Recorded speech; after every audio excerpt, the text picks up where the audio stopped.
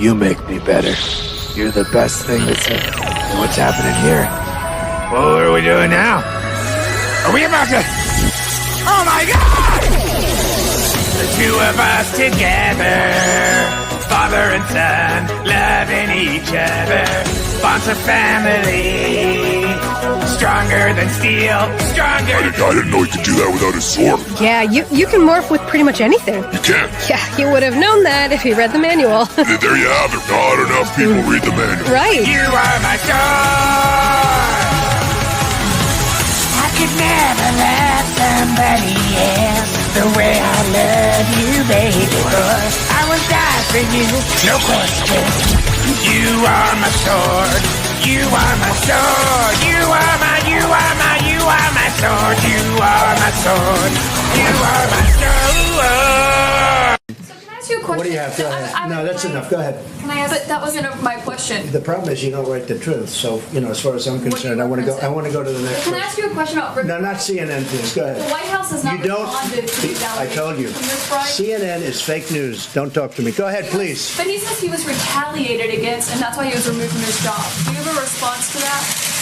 Okay, next question. Mr. President, I have...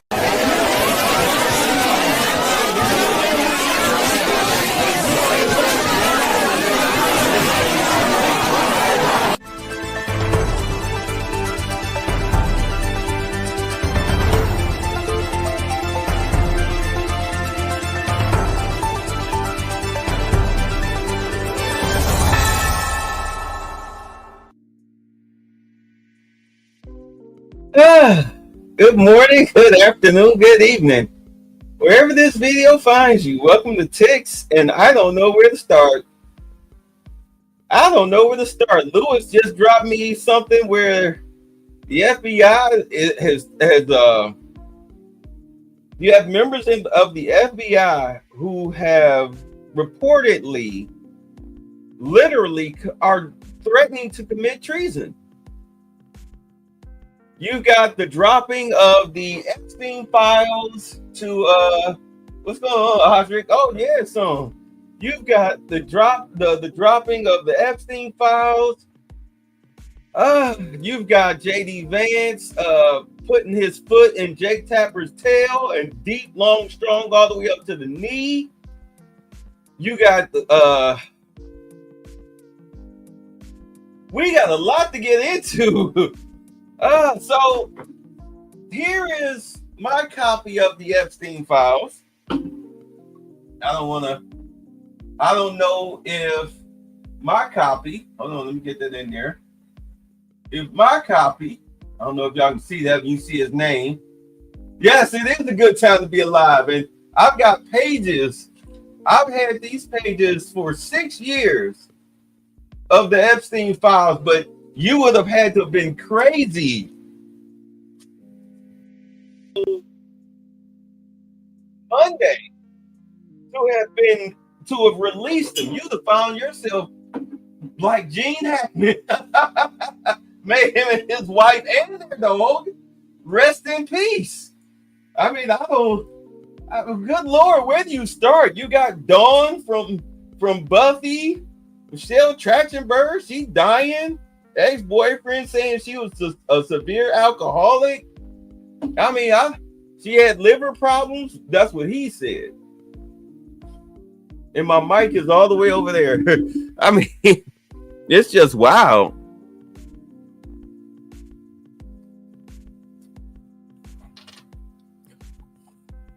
I don't know where to begin.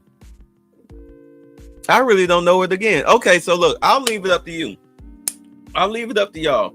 Either we can start off with JD Vance putting his foot in Jake Tapper's tail. We can start with the FBI, or we can start with the United States leaving NATO or whatever. I'll leave it up to y'all. Y'all tell me where y'all want me to start. You say Buffy show is cursed. Yeah, because the guy that plays Xander, he's like had all sorts of issues with substance abuse and being arrested. You want to start with the FBI? All right, we'll start with the FBI. Let's get it. being told what to do. When they saw Musk with the chainsaw doging foreign aid, they started leaking to CNN. If you doge us, there will be consequences. On the CIA's 7th floor, home to top leadership, some officers are also quietly discussing how mass firings and the buyouts already offered to staff risk creating a group of disgruntled former employees who might be motivated to take what they know to a foreign intelligence service. The CIA is telling CNN that if their funding gets cut, they're going to sell state secrets to Russia. Who the hell hired these Benedict Arnolds? The CIA is supposed to be filled with patriots, not sellouts. And the FBI is up to no good, too. Michael Schellenberger is reporting a source inside the FBI says the Bureau is destroying evidence. Now we know what their accomplishments were last week. Dear Elon, I wiped the servers cleaner than crooked. That's wild. These people are literally committing treason. I hope they know that. I literally hope they know that they are literally committing treason. If this is true.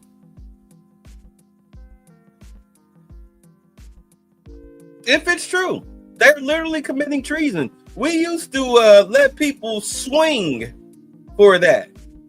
Your tippy toes would be trying to touch the ground. That used to happen. Oh, my goodness. Then you got Byron Donald. That it has to do with this very simple thing. They love the massive bloat and waste because it's like you said, Mark, they get to fit all of their little pet projects underneath the covers where nobody can see it. You got Stacey Abrams and one of her climate fund groups is supposed to get $2 billion when if you look at their tax returns, their revenue is only $100 and they're getting $2 billion. This is the kind of stuff. They're so upset about Elon Musk and the Doge team having access to the Internal Revenue Service data into the Treasury payment system.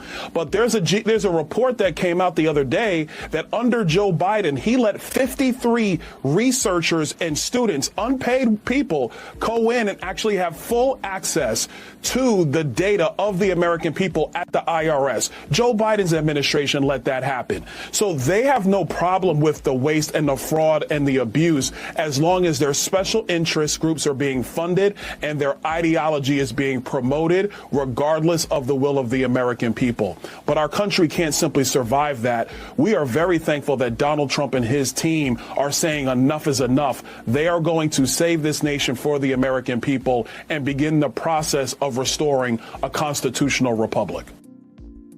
I mean, we need to just come to the understanding that, in all honesty, the Democratic Party, they're committing treason. They're flat out committing treason. They are not for the American people. There's no way in hell you can sit up here and tell me that they're for the American people and these are the things that they're doing. I am sorely convinced. I am sorely convinced that a lot of them need to hurry up and be brought up on charges, like quickly. I don't know what they're doing. I mean, I know what they're doing, but it's like, why are you...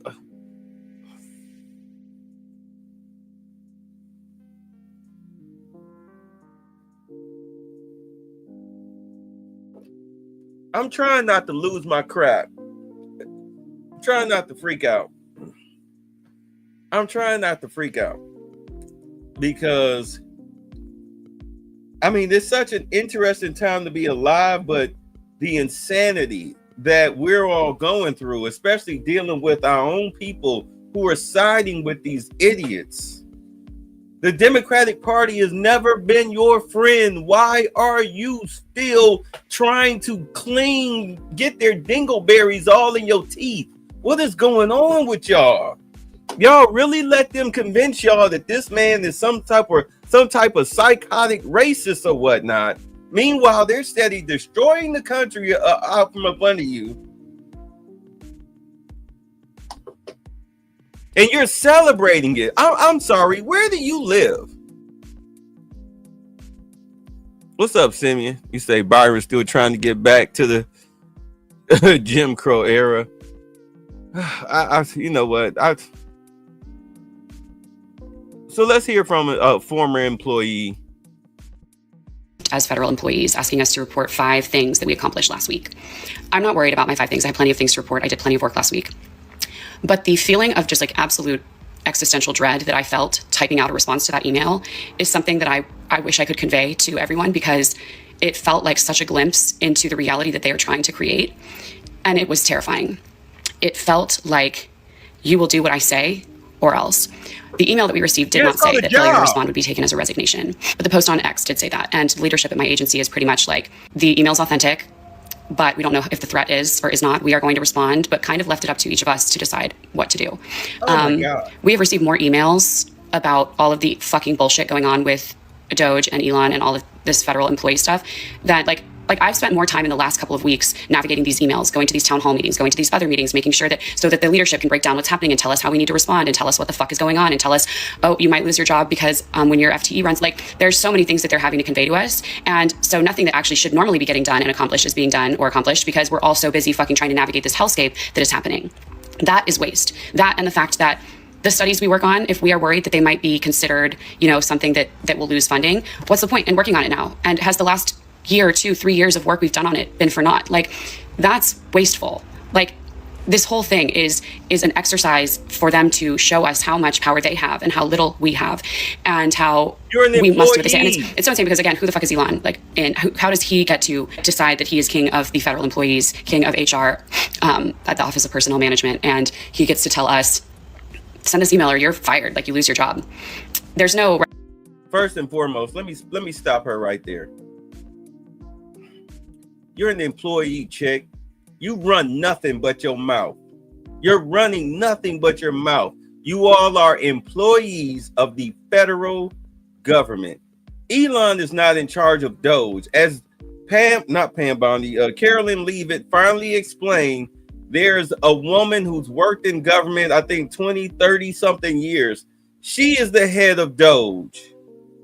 They just kept her quiet. They're probably still keeping her quiet in order to keep the heat off of her. Elon is taking all of the slings and arrows for this woman. Chick is like in her 50s or 60s or something with a chronic illness, but she is the head of Doge.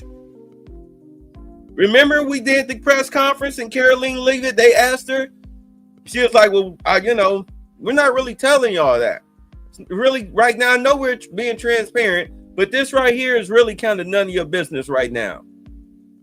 Because look at how they're coming at Elon. Can you imagine what they would, he can take it. Can you imagine what they would do to an average citizen working for the government? The hate that this woman would get, her family.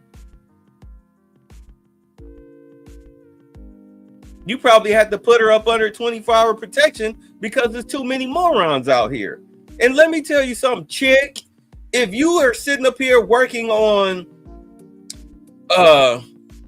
sending trans ball gowns to Istanbul, then more than likely you're going to be fired.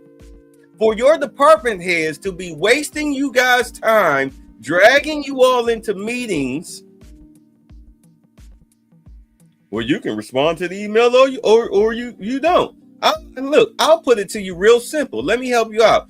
Either you can respond to the email and keep your job, possibly, or you can ignore the email and be fired immediately. Or you can, if they fold your department, take the 7th month buyout. Don't spend the money on a bunch of red bottoms and Gucci bags and hair and makeup and nails and bullcrap. Waiting to see what government jobs will be available in a month or 2, 3 months, 4 months, and reapply, because you know how to work the government systems. You know how to work EXL 2000.2. You got a foot and 3/4 already in the door. All you got to do is just turn in your resume and be like, oh, so you're familiar with our system. Yeah, I used to, work in, tap dance shoes for mice in Cambodia. That was the department I worked in. Like, well, as long as you can type and your personnel file doesn't show any problems, you know, and you work for the government for about 2 years, yeah, okay, come on. We'll give you a call. We'll put you on top of the pile. You and all the other government workers that have checked out. You sitting up here panicking over nothing. Your best bet is to respond to the freaking email and then let the chips fall where they may. You guys are working yourselves up for nothing because you're spoiled children. You're a moron. You're a moron. You're a moron. You're a moron.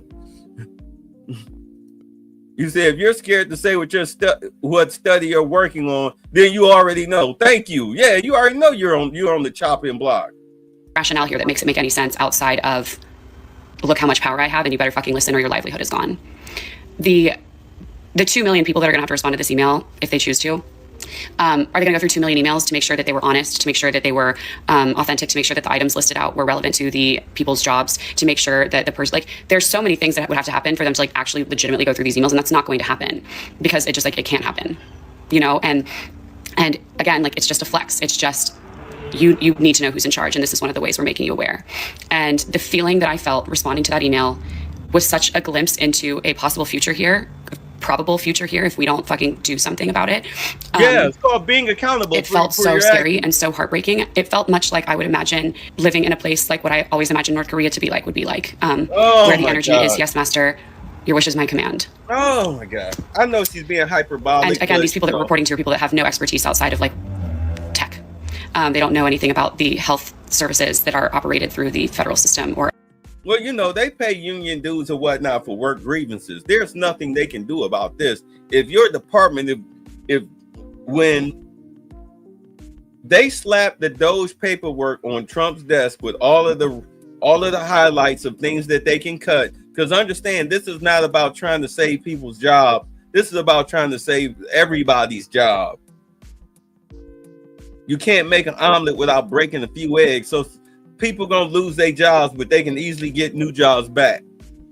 He made sure that he created jobs while he's getting ready to kill jobs. No, we're not sending 20 billion to Stacey Abrams, okay, for French doily ballroom dancing. Get the hell out of here. Man, this chick has no idea what I know, but I know she's being hyperbolic, but sometimes with certain people, especially people on the left, they don't understand hyperbole. They really take everything you say at face value, almost like Drax from Guardians of the Galaxy.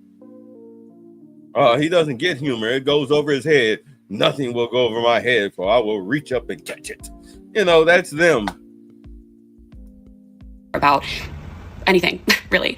And now half of the CDC workforce is gone, and the national park rangers are like largely gone. These are people who have worked their lives to have the careers they have, who have gone to school for this, who have built a career over years, decades. And now some man and his very ridiculously young tech bros are taking away the careers of them tech lifelong federal employees, people who have devoted their lives to this country, to the government, who have taken the oath. We all take an oath to the Constitution. That's not just for military and for people in politics. That's for all federal employees. Mm-hmm. And people take it really seriously. Things get done. Things, a lot of people would continue on, and things are happening because people are doing their jobs. There are people all over the place that are not doing their jobs everywhere all the time. That is certain, and that extends surely into people that work for the federal system. But everything that's happening is not because they don't think we do work. It's because they want to say for this. We have power over you, and that is a feeling that everybody should fear feeling when the people in charge of the place you live start to exercise that power in a way that there's no like real reason for outside of you will know who's in charge here. Like, I am the captain now is the energy. That's terrifying. Like I said, this is a glimpse into a future that is really scary, and everything that's happening, this isn't, again, looking for fraud and waste. Oh, finally, she shut up. I got another one for you. Here's a good one. Perfect for the violins. President Donald Trump signed an executive order announcing his intention to withdraw the United States from WHO. The order refers to WHO's alleged mishandling of the COVID-19 pandemic and other global health crises. Last week marked 5 years since I declared a public health emergency of international concern. From the moment we picked up the first signals of viral pneumonia in Wuhan, we asked for more information, activated our emergency incident management system, alerted the world, convened global experts, and published comprehensive guidance for countries on how to protect their populations and health systems, all before the first death from this new disease was reported in China on the 11th of January 2020. Even before the US announcement, WHO is facing a shortfall due to the economic difficulties that many countries are facing. The US announcement has made the situation more acute. So there's that.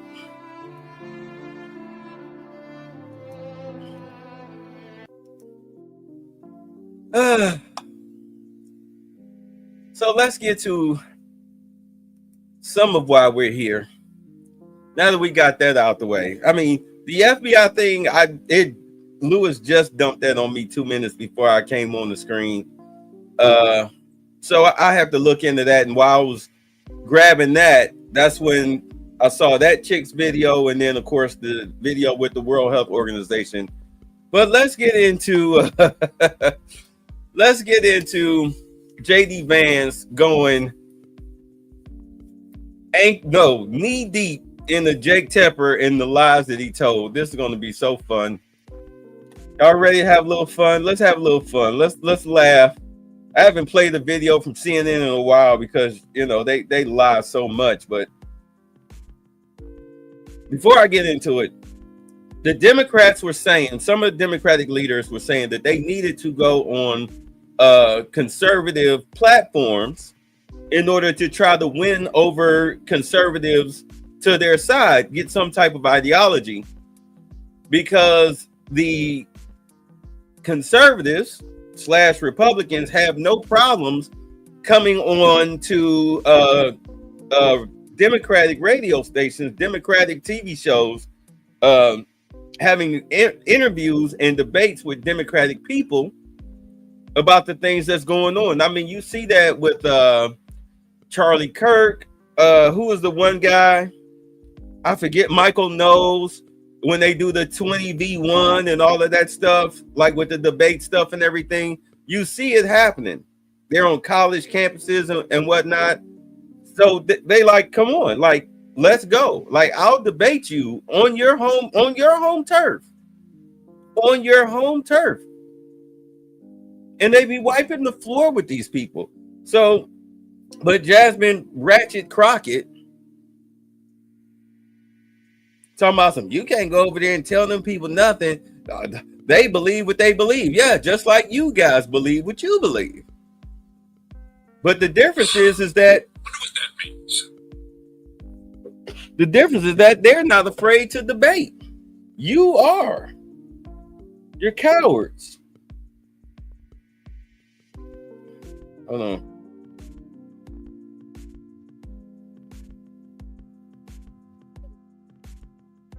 So let's get into it. Senator Vance, good to see you. Thank you so much. Thank you. So let me ask you, obviously, Trump's former Chief of Staff, General John Kelly, was alarmed, he says, by what he heard when Trump said he wanted to use the National Guard or the Pentagon to go after the enemy within, Americans with whom he disagrees, including the Pelosi's, Adam Schiff. And then he gave an interview. He said that Trump, quote, certainly falls into the general definition of fascist, that he's, quote, certainly an authoritarian, admires people who are dictators. You've called him a disgruntled former employee. But why shouldn't Americans out there listen to somebody who worked closely with Trump, worked with him longer than you've worked with him, retired 4-star Marine general, served his country honorably, who is conservative, who says he agrees with Trump on most policies, but is worried about this aspect of Trump? So let me say two things in response. So first of all, a lot of what John Kelly, pretty much all of what John Kelly accuses Donald Trump of saying, there were other people in the room, Mike Pence's former chief of staff, for example, who've explicitly said Donald Trump never said those things, right? So one, on Mike Pence, the guy who's not going to support Trump because Mike Pence's former chief of staff said that Donald Trump didn't say those things, right? So that's number one. Number two, I actually think there's an interesting conversation here to have, Jake, which is why does John Kelly not support Donald Trump?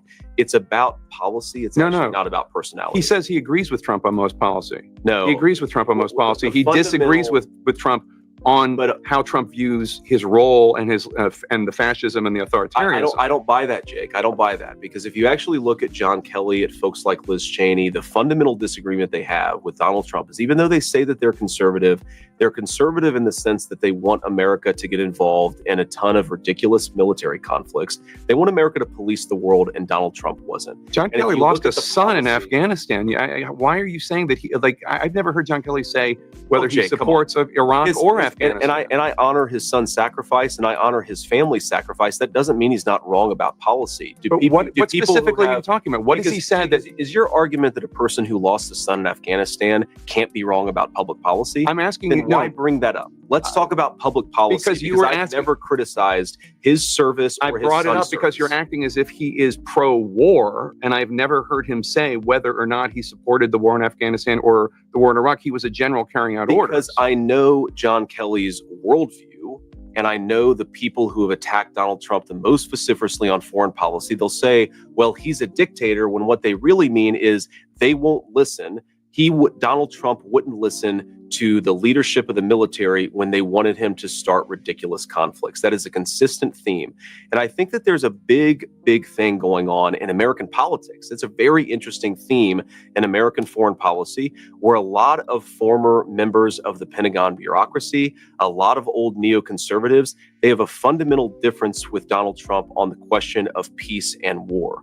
I believe Donald Trump is the candidate of peace. I think the record supports that. But the reason these guys go after him so vociferously, I don't think that it's about his personality, Jake. I think that it's about they don't like that Donald Trump said no when a lot of them wanted to start a ridiculous war. Well, you're ascribing worldviews, I think, based on gut. I can't really tell where you're coming from on it. There's no evidence. Based on people that I've talked to in the Trump administration, sure, John about Bolton, what John Kelly wanted to do, John Bolton, Liz Cheney, these people have a consistent. John Kelly was at the Department of Homeland Security, and then he was chief of staff. He was not weighing in. I don't even know what you're talking about. But let me ask you something about John Kelly specifically, because you said the other day, quote, I guarantee John Kelly talked to somebody on Kamala Harris's campaign beforehand, before he did this interview. Now, I've spoken with people in John Kelly's circle, and I've spoken with people in the Kamala Harris campaign.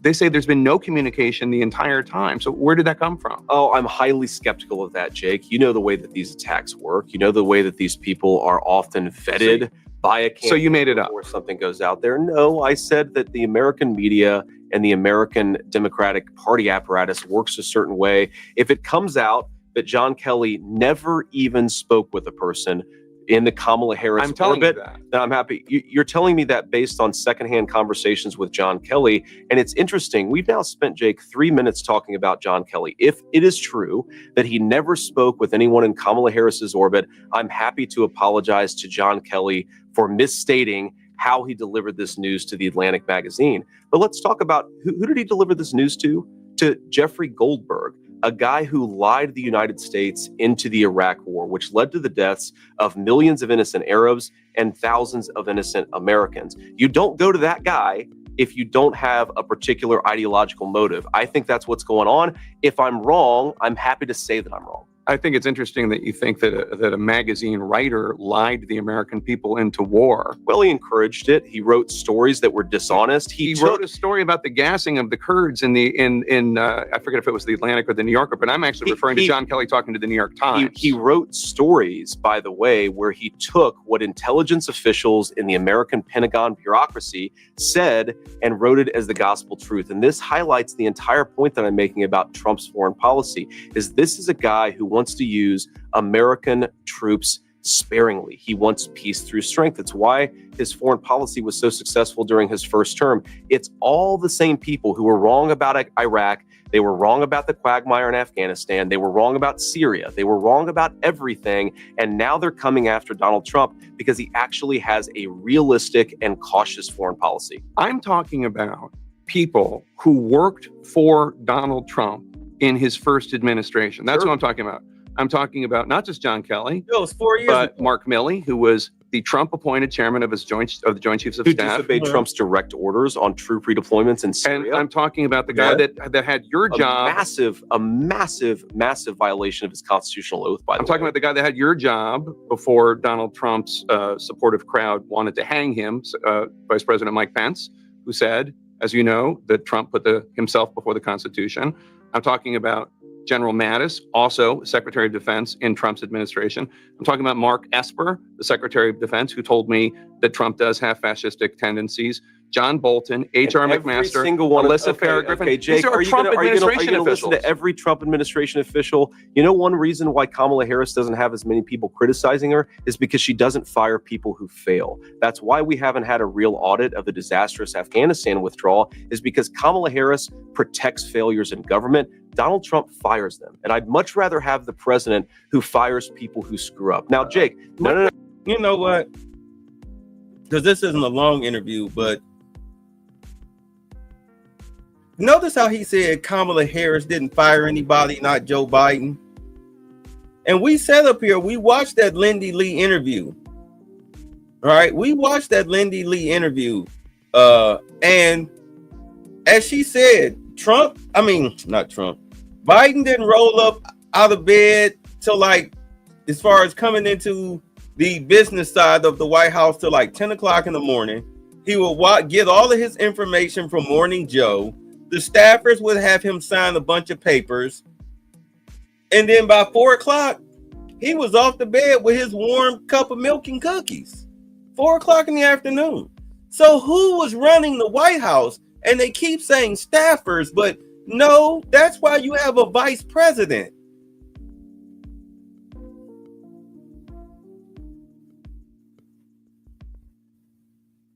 So who was running the White House? I doubt very highly it was just staffers when your vice president really did nothing outside of, as far as what we know,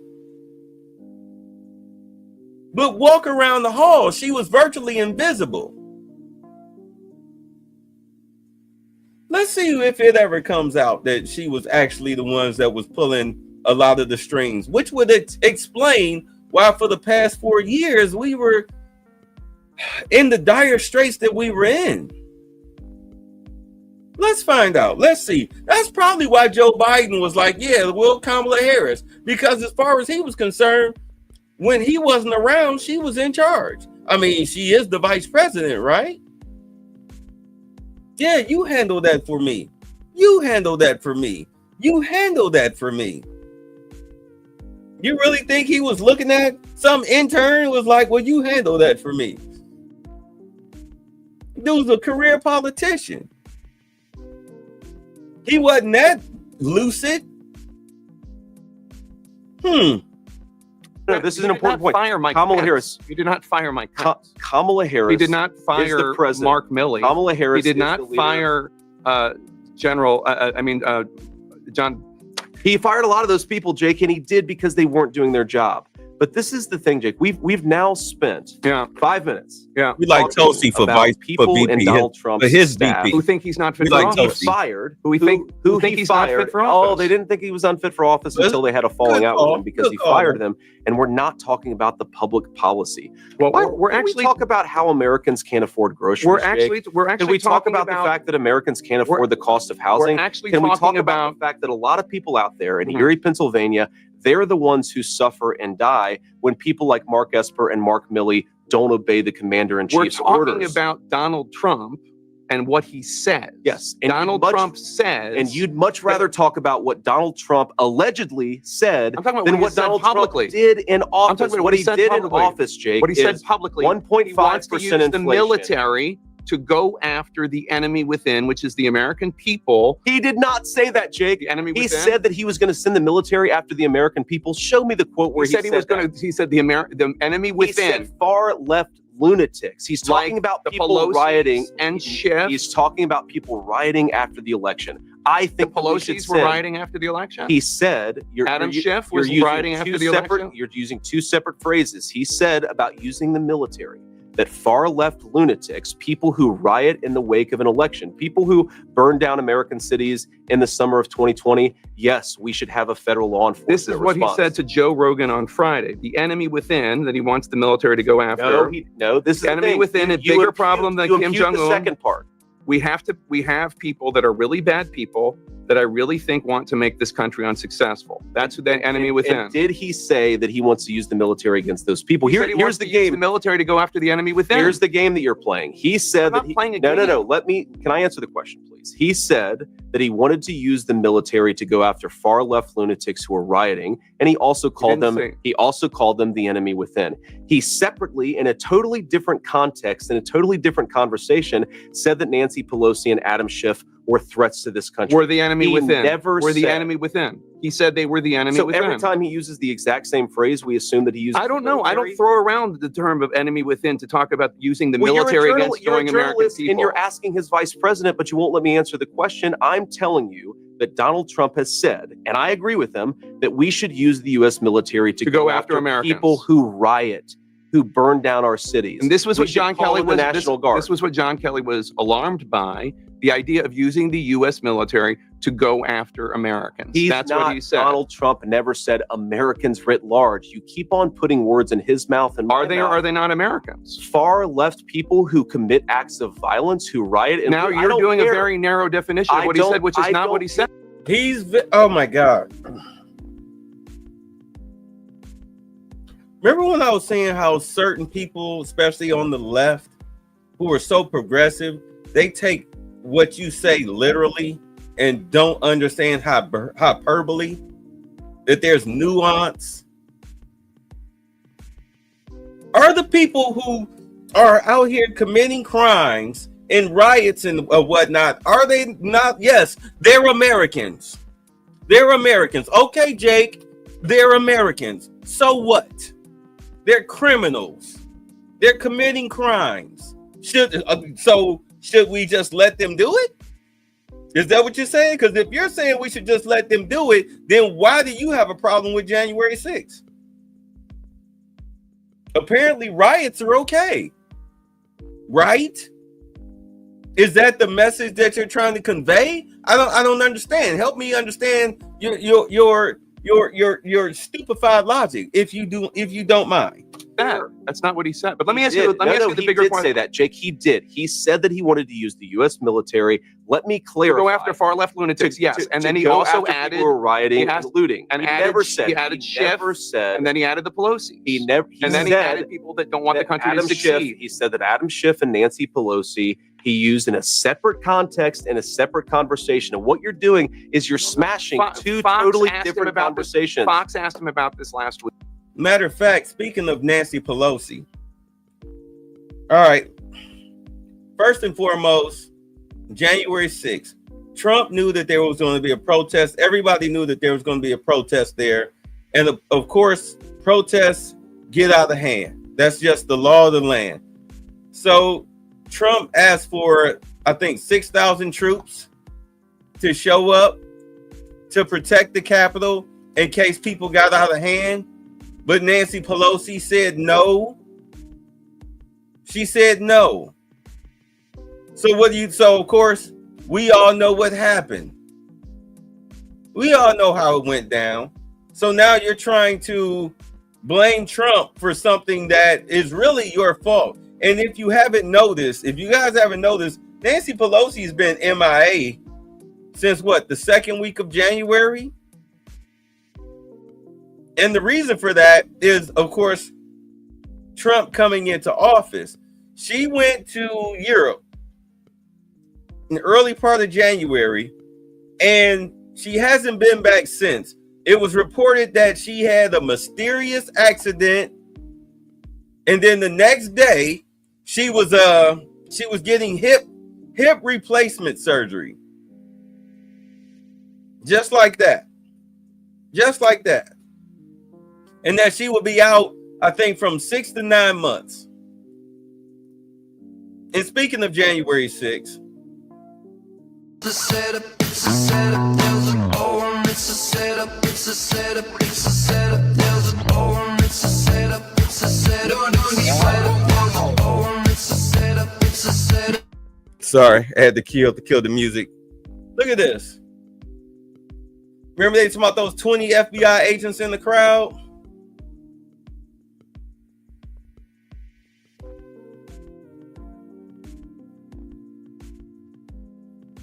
See the fist bump? See the fist bump? See it again. Take the cuffs off of him. And he does the fist bump. And then he goes on about his day.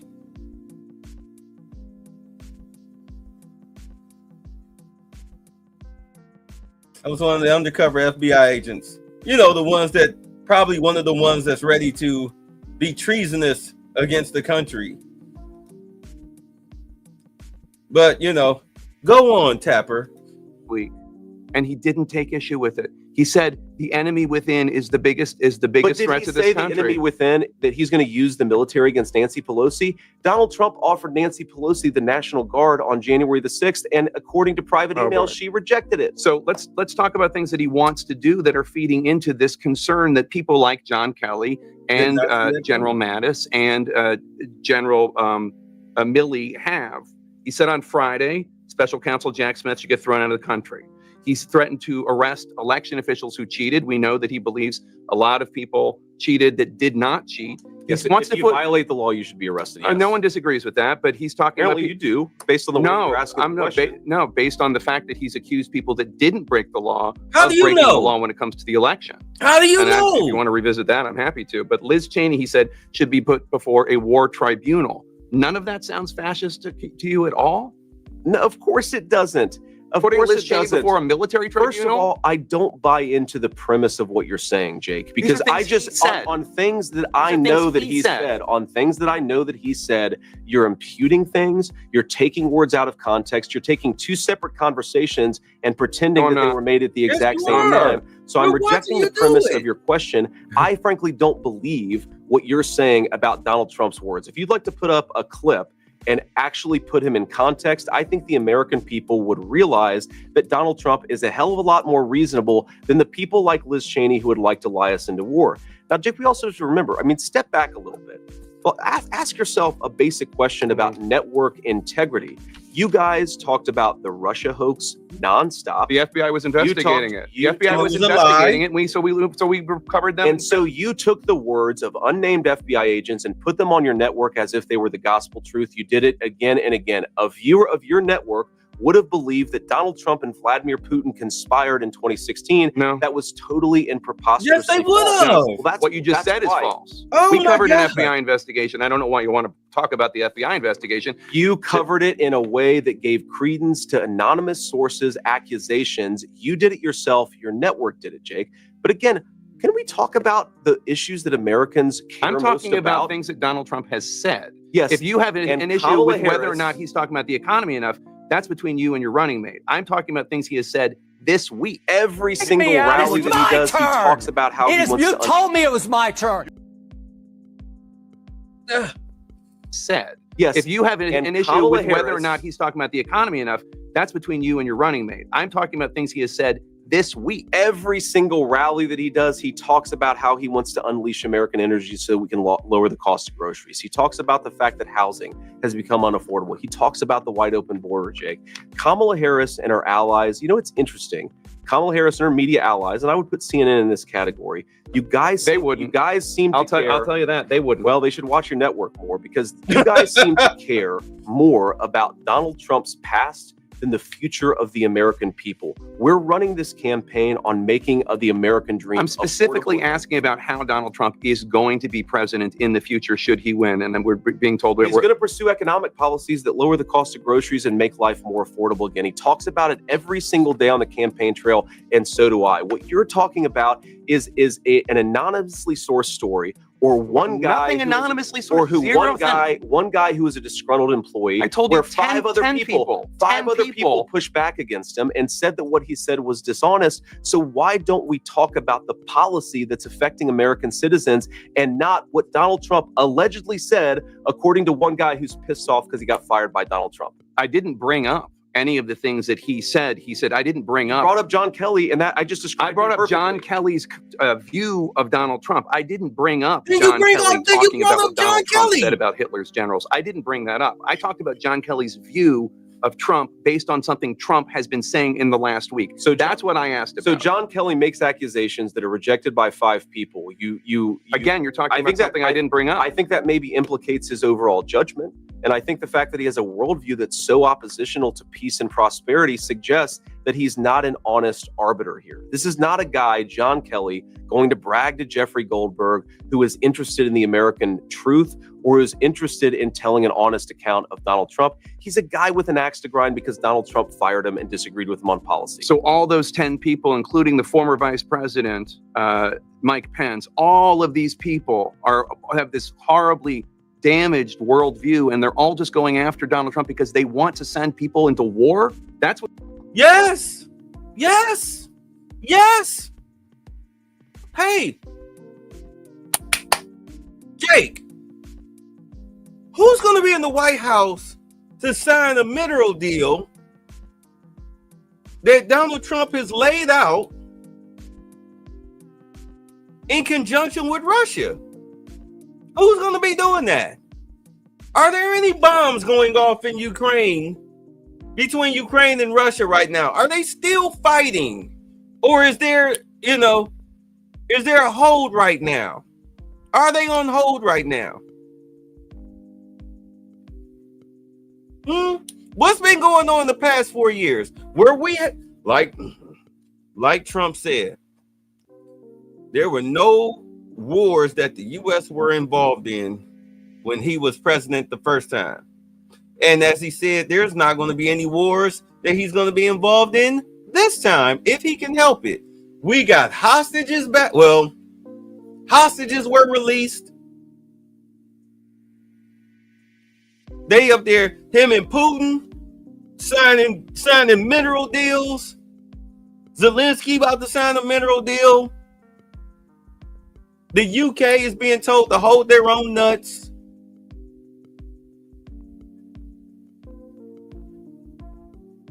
Yes, fool. Yes, because there's a lot of money to be made through war profit. It's called war profiteering. That's why you bring Liz Cheney up before a war council, because she's profiting. They're profiteering off of war. Remember, right after the I think it was either before or after the election, suddenly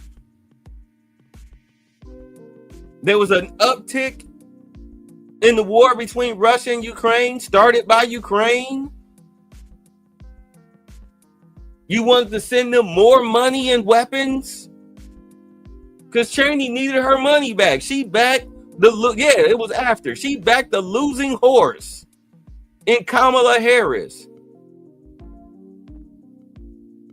Good Lord. I mean, I know y'all have been paying attention to this for months, right?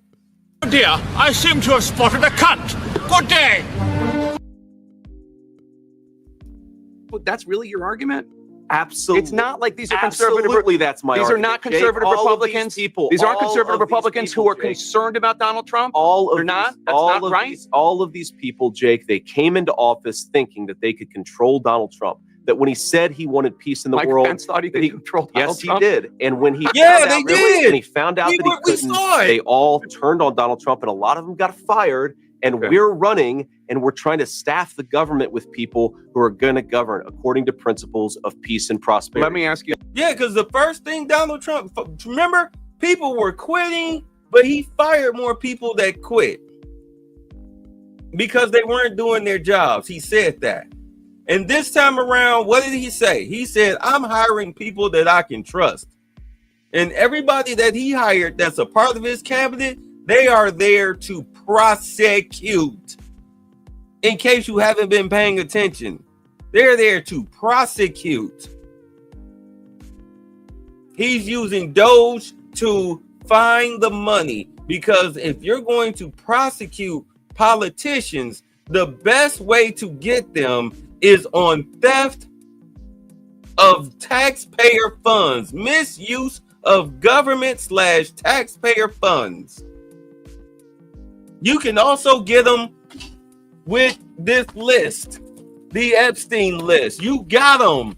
There's no way. For those who think that they're going to get away with stealing money, they might have some Swiss bank account somewhere in the Cayman Islands or whatever. We gonna get, this is pages. This is, look, these are people's names, all in little letters with their addresses, their phone numbers, everything. These are pages, double-sided. If I can't get you on the money, I'm definitely gonna get you on the Epstein list. I might even be lucky and get a double whammy. I haven't even looked at the Diddy tapes. That's gonna be a triple double. Let me see you on the Diddy tapes. Woo! Woo! You got some explaining to do. Great day in the morning. I know, Aldrich. I never thought that I would live to see the day. But, you know, Cat Williams said it. All you big dick deviants. They're pissed off about it. Let me ask you, because we're being told that we're over. Yeah. One more question. Yeah. You have to go to this Yeah. rally. You are running to be vice president of the United States. Of course. And there is a 50-50 chance, maybe better, I don't know, that you're going to succeed.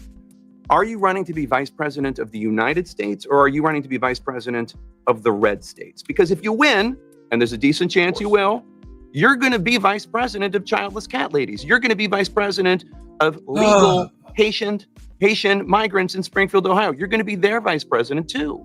Are you running to do that? Jake, of course I'm running to be the vice president of all Americans. I'm running because I want people to be able to afford a good life in this country. RICO You is know not how I a grew up. crime. You It know is that I a grew up in a family category. where things were What often is tough. the I want whether category you're in a of blue state or a crime? red state.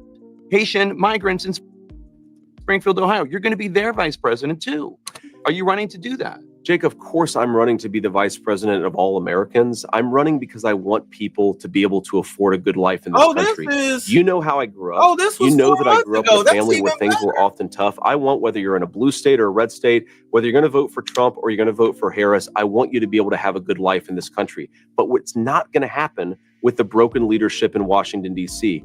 Let me give you a statistic, Jake, because here is what the leadership of people like Kamala Harris and Nancy Pelosi, and yes, Mike Pence, over 30 years in this country has led to. A person with a bachelor's degree lives 7 years longer than a person without a bachelor's degree. There are a lot of people who have gotten rich and powerful off of American decline. Some of them have had R's next to their name. Some of them have had D's next to their name. And the first person who I believe is really putting the interests of the American people first is Donald J. Trump. So yes, we're going to be the president and the vice president for all people. The only way to do that is to reject the failed consensus. All right. Thanks, Jake. Thank you so much, Senator. Appreciate it. Absolutely. Have a good time.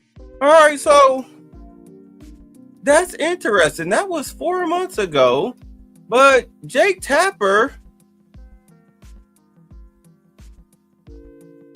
he just got his butt handed to him for what happened with Biden. Hold on. Here we go. Hold on. We're going to get into this.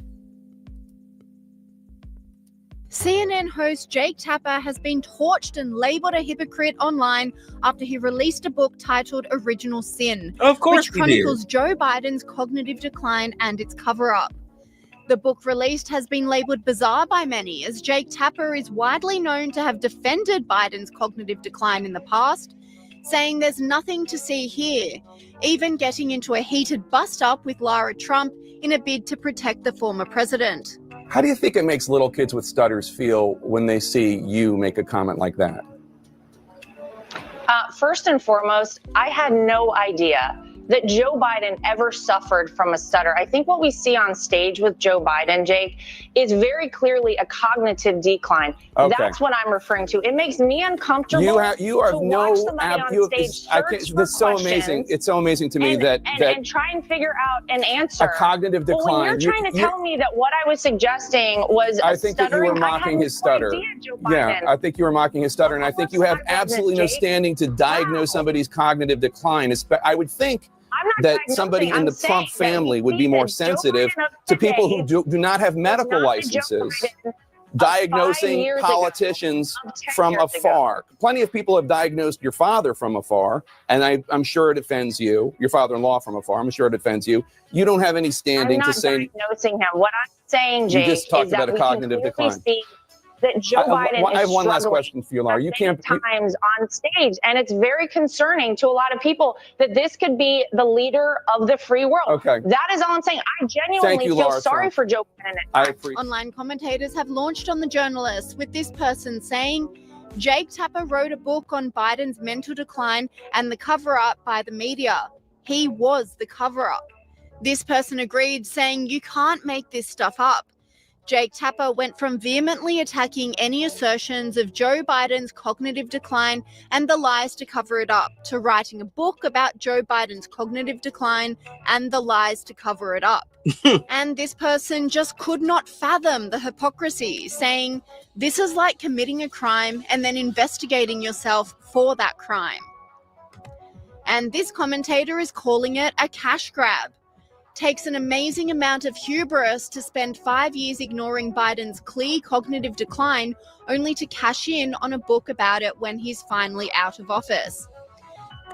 The book release is also such a surprise because Jake Tapper was captured only last year, ignoring questions from a reporter asking why he didn't reveal the truth about Biden's cognitive decline, only now to have an entire book released about it, after Biden has retired. I'm here with CNN. I can't get very close to them because their security guard is blocking me. But we've got Jake Tapper here. We've got Chris Wallace. We also have Dana What's Bash. up, baby? Now, I've been asking them why they have been lying to the American public about the mental decline of Joe Biden. None of you guys would like to respond to that at all? No? Dana, you're a very respected journalist. Jake, not so much respected, but people listen to you still. Would any of you guys like to respond to Joe Biden's cognitive decline and why you guys lied to the American people about it for so long? Can you please take your hands off of it? So there you guys go. That's the media. They refuse to answer the questions of the American people. And then you wonder why Trump has went on a terror to destroy Democratic media by opening up the media to everybody and kicking people out who decide to print lies, like the AP. They sued, they lost. So they don't get any White House credentials, White House passes. They're not allowed in the press room.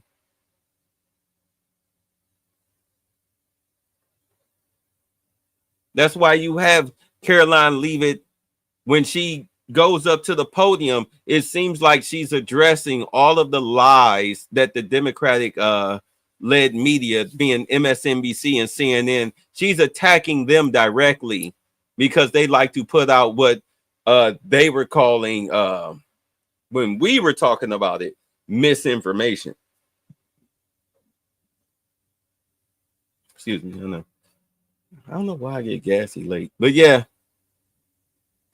she's attacking their misinformation like a sniper. She's just pew pew pew, just picking it off left and right. That's why their ratings are in the trash. That's why Joy Reid got fired. That's why The View has lost money to the point where they had to move their studio, and now they're sharing space with Tamron Hall.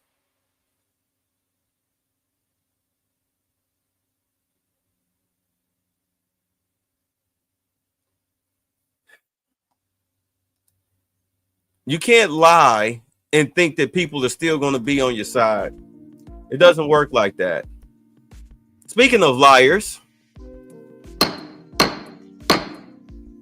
this subcommittee will come to order without objection. The chair is authorized to declare a recess at any time. We welcome everyone to today's hearing on ending the weaponization of the Justice Department.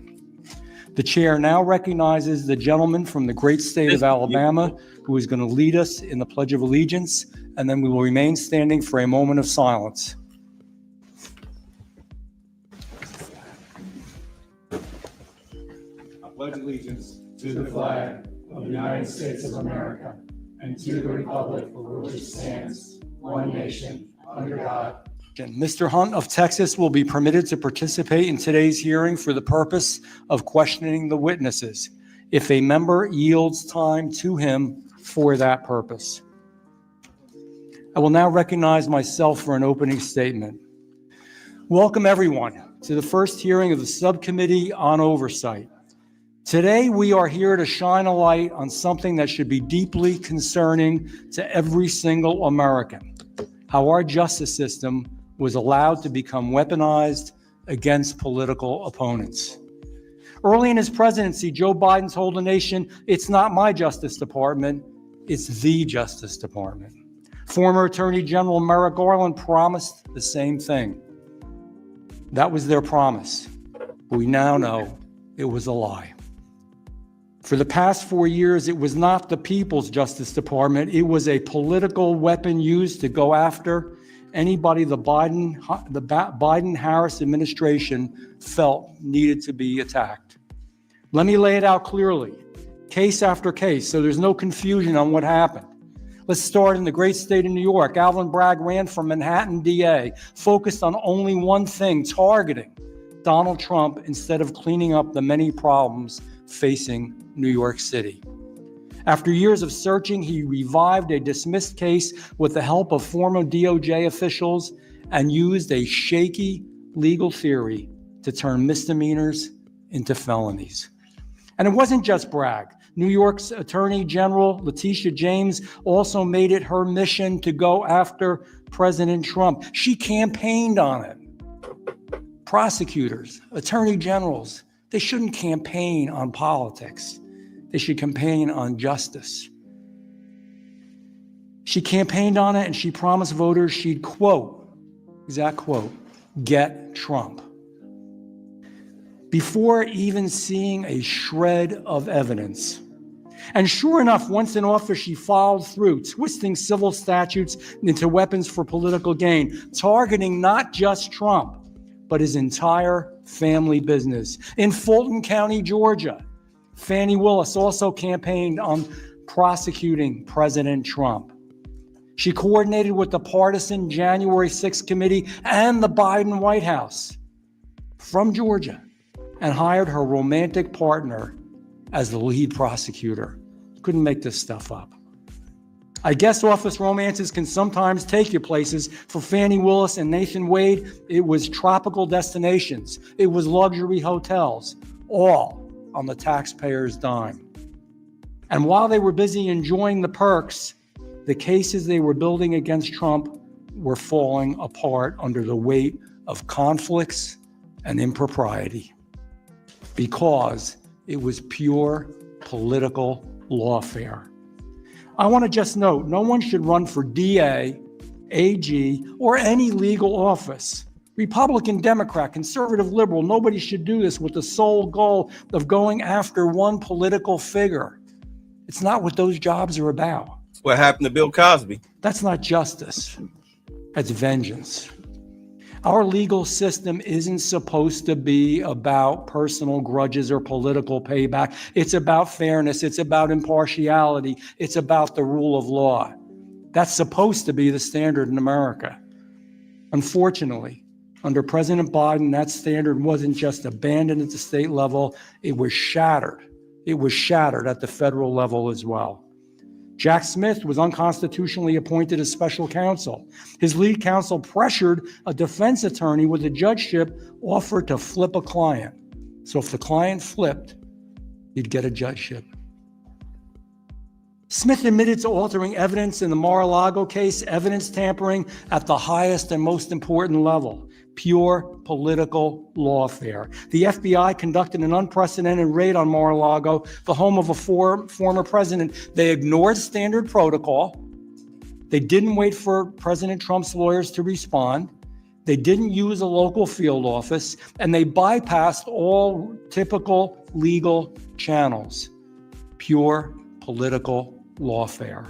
The FBI also targeted religious institutions. You couldn't make this up again. And parents.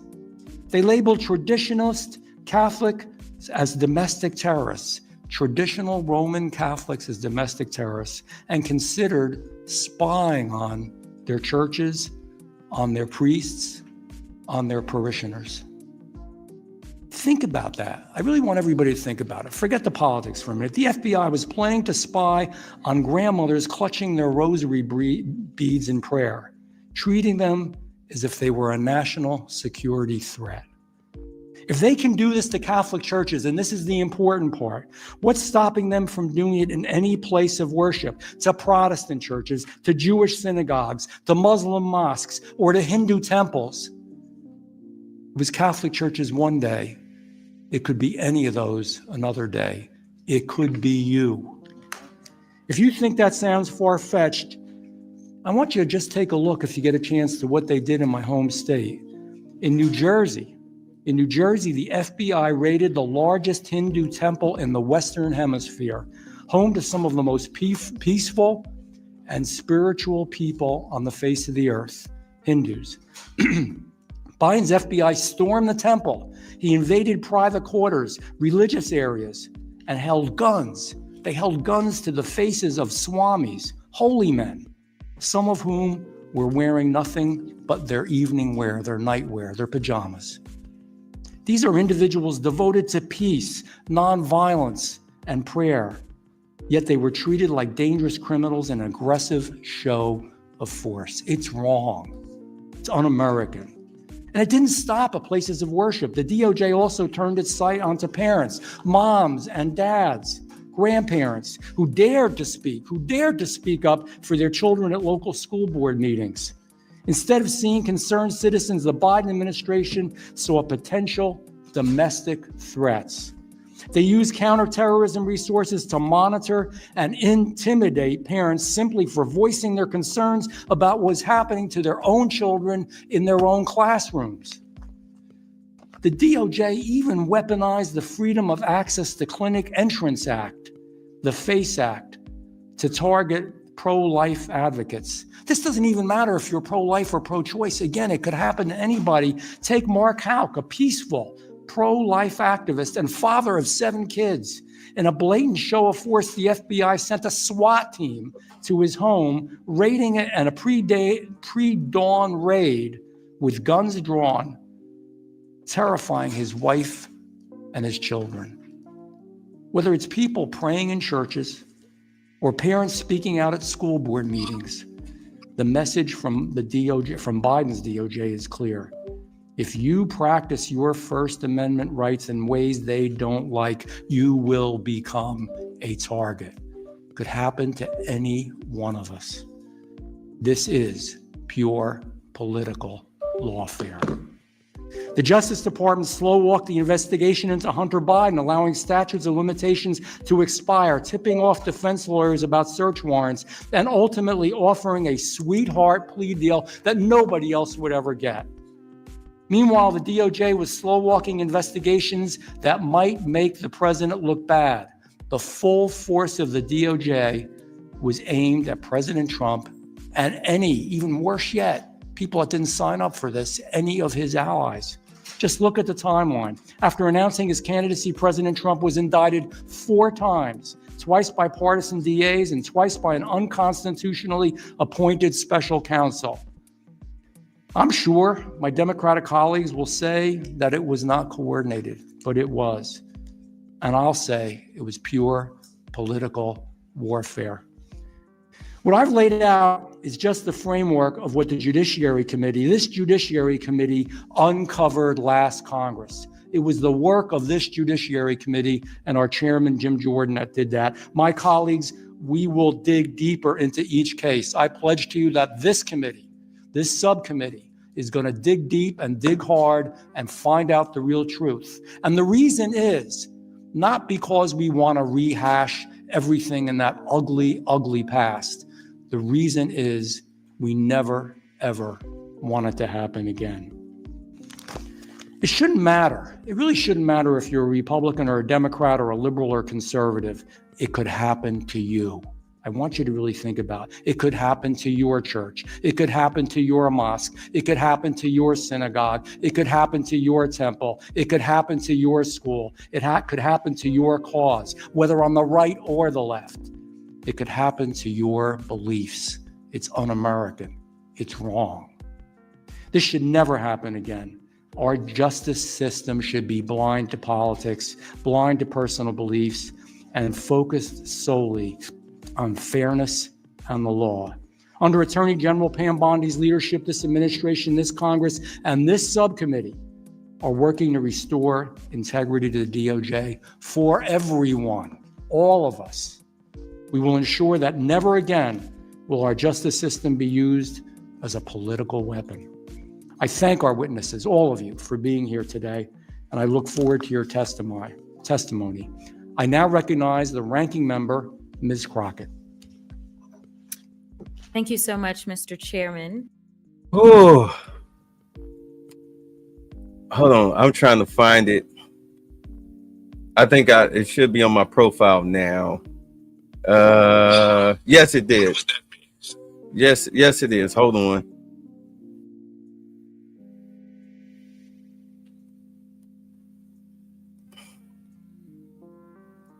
Because your girl's still calling herself trying to fight out here. And dude summed it up best. In New York and to states all across this nation. It is unacceptable, unconstitutional, ultra-vires. They have exceeded their authority. And so it's important. Let me find out. You let them white people get you out there all alone on an island, and they didn't left. You haven't noticed it. You haven't looked around. But if you turn around and see all those white people that pumped you up, talked you into doing this a long time ago, all those people are gone. Turn around and look, Letitia. You let them slave traders talk you into walking out there and just unaliving yourself. Turn around, Letitia, ain't nobody there. You let them white folks pump you up and stunt you out there and go after Trump. Oh my God, woman. You should have listened to your family members. You better leave that man alone. Ooh-wee, man. Them folks done talked you into going out there on that edge, and now they done left. In New York. Yeah, she out there by herself. She out there by herself when everybody else, people are getting indicted left and right. Let's hear what Jasmine Ratchet Crockett has to say. Well, hold on. Let's see. But yet, let's get to the Jim Jordan response to ridiculous investigation by Fulton County DA Fani Willis, who is, of course, she's under investigation for what she did. Let's go. County DA Fani Willis wrote House Judiciary Committee Chairman Jim Jordan a letter accusing him of bullying her and telling him to instead visit children in his district and celebrate Black History Month. And meanwhile, one anti-Trump IRS contractor allegedly released information on what now appears to be hundreds and hundreds of thousands of taxpayers, but the left is worried about Doge. Anyway, according to the House Judiciary Committee Republicans, new disclosures show that Charles Little John leaked information on more than 405,000 taxpayers, including President Trump. Little John is currently serving a 5-year sentence for the leaks, but the new filings reveal the leak was nearly 6 times larger than previously known. Here with more, House Judiciary Committee Chairman Jim Jordan. All right, I'd like the answer the president gave on targeting. Let's talk about targeting. And you were involved. You were on this program a lot when they lied and peddled the conspiracy theory about the Russia hoax. You were on about Pfizer abuse quite a bit on this program. You were on when they targeted Donald Trump with jacked up charges in New York and a false valuation of Mar-a-Lago and a double standard when it came to top secret classified information. Let's talk about targeting. Are we going to get to the bottom of these issues and who is corrupt? Yeah, that's why we sent 7 subpoenas to the FBI yesterday to get the answers to the questions the American people have. But you're exactly right, Sean. President Trump was targeted by Jim Comey, Peter Strzok, Lisa Page, Alvin Bragg, Fani Willis, Jack Smith, and now we learned the IRS. This Charles Littlejohn guy, he went to the IRS as a contractor with a specific goal to get President Trump's tax return and release it to some left-wing media publication, which is what he did. But he also did it for 405,000 other entities, individuals, and businesses. And he gets charged with one count. One count is all the Biden, Garland, Justice Department went after this guy for. So yeah, you're exactly right as well, that when they go after Elon Musk, oh, he's going to get access to information he shouldn't. Are you kidding me? Look what they did. Look what this guy did to the president of the United States and 405,000 other Americans. Didn't we learn that little old Sean Hannity, just a little talk show host that I am, that my personal information was gone through? Didn't they suppress my social media accounts? Didn't thousands of my personal text messages get released? Do I not have privacy as a member of the press? Nobody seemed to care when that happened to me. I don't recall anybody in the state-run legacy media mob defending me. Not that I would expect it. No, they didn't defend you, but it happened to you because you make a difference, because you have an impact. That's why it's always, I always tell folks, if the left isn't coming after you, you're probably not doing anything worthwhile. And you're doing things worthwhile. That's why they came after you. I remember when we got shadow banned back in 2018 during the whole Trump-Russia collusion thing. There were 4 members of Congress who just happened to be digging into what the Comey FBI had done to President Trump, and we get shadow banned. Thank goodness we've changed what Michael Schellenberger, who wrote some of the Twitter files, called the censorship industrial complex. Thank goodness Elon Musk, President Trump, and I'd like to think some of the work we've done on the Judiciary Committee has made a difference in that area as well. So we just got to keep that effort up and make sure that this censorship stuff doesn't happen anymore. Okay, what about Fani Willis writing you a letter accusing you of bullying her? Really, what would you like to know from Fani Willis? Well, we've had outstanding requests to her for information. We've gotten some. There are people we want to talk to who worked on the Fani Willis investigation. We've deposed Nathan Wade. He came here and said basically didn't answer hardly any of our questions. So we want to do some follow-up. We're committed to getting the answers for the American people on that ridiculous investigation that she undertook, as well as the subpoenas we've sent to Kash Patel to get information on the school board's issue, the memorandum which said pro-life Catholics are extremists in the Richmond FBI field office. We want information on those 26 confidential human sources, 17 of which entered restricted space. None of them were charged. They weren't authorized to go there. 4 went in the Capitol, and 2 of the 4 who went in the Capitol were asked to be here that day by the FBI. I want to know how much were these people paid, how long they worked. Lots of questions that we want to get answers to, that we think the American people would like that information. So we're going to work on all that. Let me go back to weaponization, for example. Those people that were involved in the weaponization of the DOJ, FBI, Intel community, the people that did the day-to-day work on issues that they never should have been involved in, what should happen to them? Well, that's up to the Justice Department. And I'm very confident in Pam Bondi, Todd Blanche, who is going to go there as Deputy Attorney General, Kash Patel, Dan Bongino, that team that President Trump's put together. I'm confident, and they're going to dig into this stuff just like we are. And if they think someone needs to be prosecuted, someone needs to be looked at, that's the Justice Department's decision. But I trust these individuals. They're the kind of folks we want in these positions who are going to focus on protecting the American people, not going after the American people. All right, Jim Jordan, we really appreciate you being with us, and it's going to be interesting days ahead. And look, it's going to be a lot of folks going to prison. It's going to be a lot of folks going to prison all across this country, from Gavin Newsom to the governor of Maine. I don't know why these people think that they're toying with them. They are not toying with them. It's all right. Let's mess around and find out presidency. Let's move on. What Tosi found out. Unfortunately, the American people have very little trust in the intelligence community, largely because they've seen the weaponization and politicization of an entity that is supposed to be purely focused on ensuring our national security.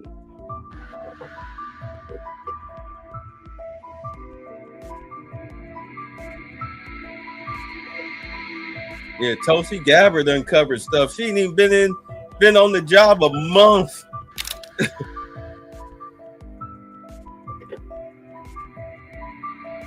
Look at this. Tulsi Gabbard is fired over 100 Intel officers over a sex chat scandal, a massive shakeup in spy agencies. She just got there. She just got there. She's running audits on her team, which she should do. Intel officers repeatedly use National Security Agency secure chat rooms for explicit discussions. Gabbard called it a betrayal. I mean, damn, y'all were just begging to get caught. You were begging to get caught. How do you do that? You were begging to get caught.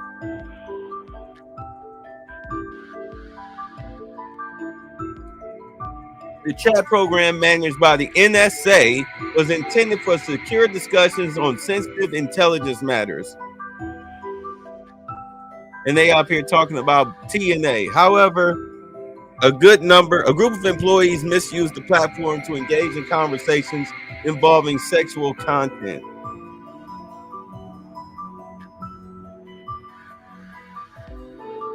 Gabbard, who's leaking to Fox News, confirmed she fired Intel staff over sex chats, calling it a violation of trust and ethics. Oh, while speaking, sorry. Yeah, no mercy, Cobra Kai. Oh, I'm sorry. The Gabbard also said more Intel officers may face termination as whistleblowers expose more wrongdoings. Today's action in holding these individuals accountable is just the beginning of what we are seeing across the Trump administration. That's what she said as the director of national intelligence. Woo. Officials have moved to clean house, root out the rot and corruption and weaponization and politicization, so we can start to rebuild that trust in these institutions. Politicization. Come on, babe. The scandal first came to light when Christopher Rufo, a conservative writer for City Journal, published transcripts from the chat rooms. Oh, no. Oh, no. As per a New York Times report, Gabbard and the CIA have also taken steps targeting officers linked to Biden-era diversity initiatives. Oh, my God. They are cleaning house. Unfortunately, the American people have very little trust in the intelligence community, largely because they've seen the weaponization and politicization of an entity that is supposed to be purely focused on ensuring our national security. I was trying so to I look hurry up and forward to read it being all able before it to went help away. fulfill that mandate that the American people delivered to you very clearly in this election, to refocus our intelligence community by empowering the great patriots who have chosen to serve our country in this Jobs way, are opening up, and focus folks. on ensuring the safety, security, and freedom of Jobs the are American opening up. people. As you've said, Mr. President, Charles? this is what I've dedicated my life to, and it is truly humbling to be in this position, to serve in your administration, help to rebuild that trust, and ultimately to keep the American people safe. Last thing I'll mention, that in your National Prayer Breakfast speech, you made a statement about your legacy of wanting to be remembered as a peacemaker. I know that I can speak for many All right. of my fellow With service love. members Let's who are move on here to the today. next story. With Mexico, we want them to do more.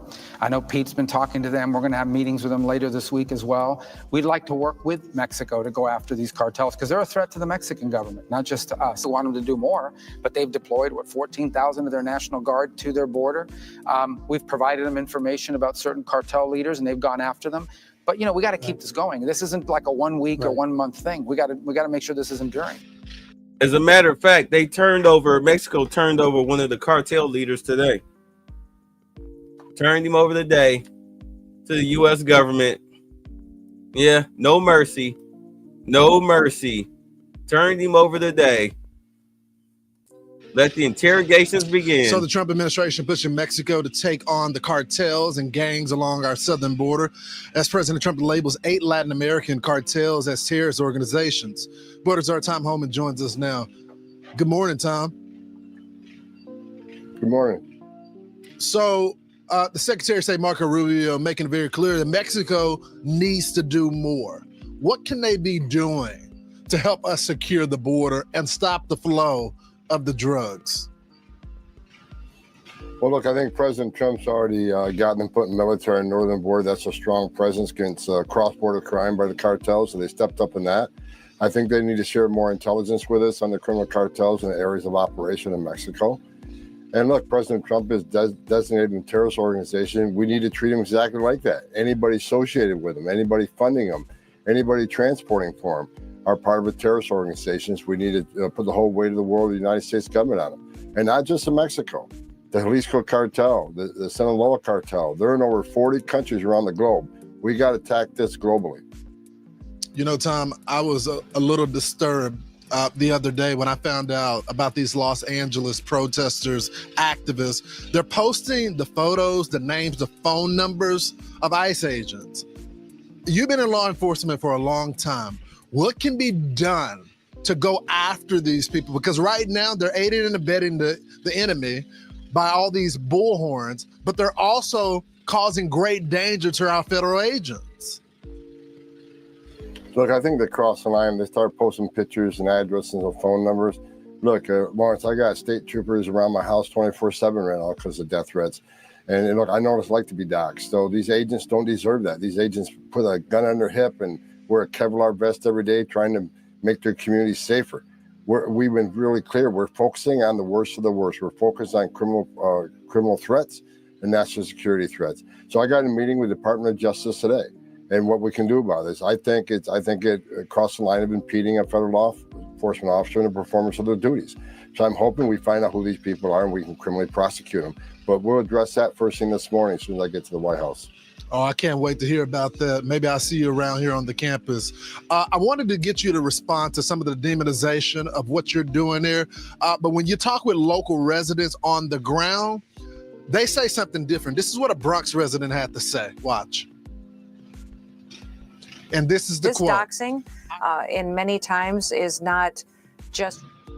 What are you doing there? I have a young woman who comes to me to study. What are y'all I've doing never been afraid Okay. in the South Bronx. I am now terrified. I'm terrified for me, for my students. I would have to move. You have made a terrible mistake. They're talking about this shelter that they were planning in the Bronx right here. So when you talk to the media, they say something different. But when you talk to the people that actually live in the communities, they want these folks gone.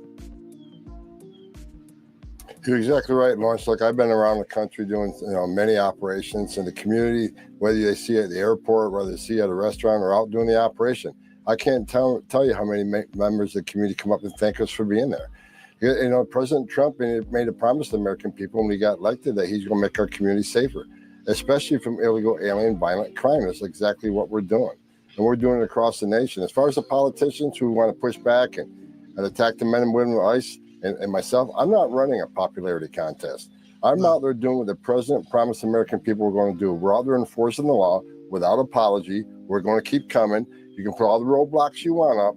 We're going to keep coming. For these sanctuary cities who want to push back and impede us, we'll double the man force there. We'll double worksite enforcement there. We're not going away. We're going to keep coming at them until every criminal illegal alien gang member, every illegal alien criminal is eradicated from this country. That's when I'll be satisfied. Yeah.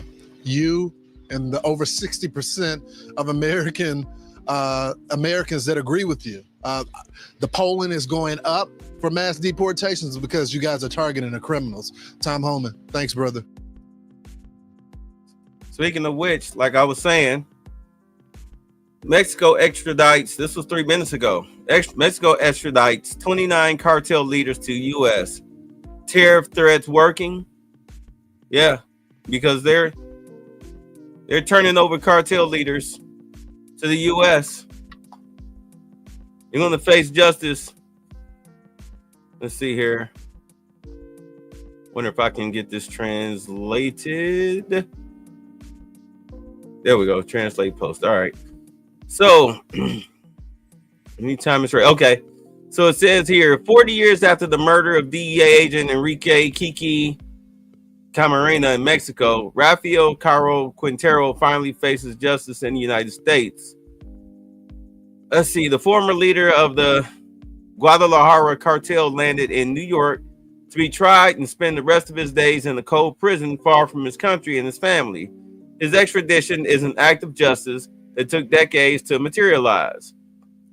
In the symbolic act, Judge Enrique Kiki Camarena Jr. handed over his father's handcuffs to former DEA agent Steve Paris, who was part of Operation Leyenda. Paris took them to New York to place them on Caro Quintero's face at her court appearance tomorrow. thus closing a cycle of pain, memory, and justice. I'm like, did I read that right? Yeah, so they rounding these folks up. They're rounding these folks up. And, you know, like they can sit up here. Let me show y'all this. I saw this. I'm like, are y'all serious? See, these are cartel members right here. Footage shows members of the Jalisco New Generational Cartel in Mexico. CNNG is heavily militarized and more violent than any other criminal organizations. The cartel has a special operations group for specific types of warfare. Yeah, you drop a couple of drone strikes on these folks, this stuff ain't gonna protect them from that. Nice couple of missile strikes, one good missile strike, you're not gonna be protected from that. None of that is gonna protect you. You'll be blood smears. Trust me, you're going up against the U.S. military. The U.S. military are not. They're not kitty cats. The Democrats are no longer in charge now. They will wipe you off the face of the map. And before McDonald's opens up to serve McGriddles, you messing with a nurse over in Sydney, Australia, has been charged with making threats after she appeared in this online video here saying that she would not treat Israeli patients. The Associated Press reporting that Sarah Abu Lebde has been arrested weeks after the viral video was released. It was about 2 weeks ago. The 26-year-old, who was already fired from her job, charged with the federal offenses of threatening violence to a group, using a carriage service to threaten to kill, and using a carriage service to menace and harass. That is according to police. Now, she is out on bail, expected in a Sydney courtroom back on March 19th, and the charges carry a potential maximum penalty of 22 years in prison. She and a male nurse, who you see there on the left-hand side of your screen, were actually suspended from the hospital back on the 12th over an online exchange the night before with an Israeli influencer. She says she will not treat Israeli patients in the video, while the male nurse does suggest that he had killed Israelis. I did actually speak with that influencer, Max, who gave Live Now permission to air the conversation. It's about 2 minutes in length, so I do want to play it here right now. I'm from Israel, from the Holy Land. You know what? I'm going to be really honest with you. All right. I'm going to be really honest with you. You actually got a really, really beautiful eyes. Thank you, man. But I'm so upset that you're Israeli. Like, eventually you're going to get killed and you're going to go to Jahannam, inshallah. Like, these pretty eyes, they should stay in this world for longer. Why do you think? Why do you think I'm going to get killed? Because inshallah, one day, God will. Maybe because I served in the IDF. That's why? That's definitely the answer, correct? That's the reason, because I served in the IDF. What's the problem with that? What's the issue with that? Because you killed innocent people. That's Killed? why. I was protecting my country. So you kill innocent people to protect your country. What kind of soul do you have? You have no soul. In a war, people die, as you know. No. They started the war. Not 1200. Who started? 57. It's okay. Your time will come. Who started? Who started this war? I hope you guys. Who elected Hamas? Who elected Hamas? It's Palestine's country, not your country. You piece How of are you? What's your name? No, none of you. We're talking politely here. We're talking politely here. One day, your time will come and you will die the most horrible You sprayed hate. We sprayed positivity. We spread protection. We spread listen to me. Peace. Listen to me. And you spread when your death. time comes. How are you doctors? Wait. I want you to remember my face. Okay, so okay. You can understand Gotcha. that you will I have die a question the most though. disgusting death. All right, for sure. I have a question though. I have a question. Let's say an Israeli, God I won't forbid. treat them. I won't treat them. I'll kill them. These people You'll kill them. So if an Israeli is in Australia and God forbid something happened to him, and he comes to your hospital, would you kill him? Okay, you have no idea how many Israeli Khara dog came to this hospital and I sent it to Jahannam. For real? You're a moron. All right, that was a video there provided by Max, who is the Israeli influencer. And you heard that conversation there. That was on kind of a random chat website where you go on there and you're kind of paired with people that you don't know and you have conversations. Max did record that and he posted it online, the video going viral. Again, we know that the female nurse has been charged. The male nurse apparently has not been spoken to by investigators just yet. It's possible there could be charges as well. That is according to authorities. So, Ruth, I want to get your take on the video and what message those charges against the female nurse do send. First of all, I would like to salute the authorities that have charged the nurse and have taken this very seriously. And the reason is very simple. It starts with the Jews and the Israelis, but it never ends with the Jews or the Israelis. Crimes against humanity and not wanting to treat people when they're sick, even though you are nurses or doctors who are meant to treat everyone equally and to save lives, actually saying that you threaten the lives and you would take actions to do something to take away the lives of people, any people, including Muslims, including people who are not my people. There is no question about our doctors, Jewish doctors, Israeli doctors, taking care of anybody who needs help. In fact, there have been so many people from Gaza that have been brought to Israel for medical care, people who have been brought in from Lebanon, from Syria, the civil war. Even some of them were jihadis. And people in Israel and doctors treated them because this is the human way to treat people and to act. What we have heard is inhumane. And this is the product of one, indoctrination and incitement, the politicization of radical Islam. It is being spread by actors like Qatar, like Turkey's Erdogan on the Sunni radical side, and by the Shiite-led axis headed by the Islamic Republic of Iran on the other side. All of them aim for one dramatic objective, and that is creating a worldwide caliphate based on Sharia. This is bombarded into the young people's minds. They are being absolutely incited, indoctrinated, taught to hate, not to love, not to treat equally, not to forward the values that normal people forward, because we live on the same globe. On the contrary, and that is doing it, the thing that we all wake up every day hoping we'll see. We go through it too. And we're like, man, no one's done it yet. We go through it too. Keep going. Your plan, it's gonna work. If not, it'll inspire someone out there who's planning on doing it. The thing that we all wake up every day hoping we'll see in the news. And we're like, man, no one's done it yet. Keep going. Your plan, it's gonna work. If not, it'll inspire the next person. And we are all rooting for you. You have our support. You have our admiration. We might make a national holiday out of you. And I will definitely put money on your books. And if you're into this sort of thing, I'll write you some letters of the naughty sort, should you find yourself behind bars for it. But we're all rooting for you and hoping that you do it quickly and get away with it. Power to the people.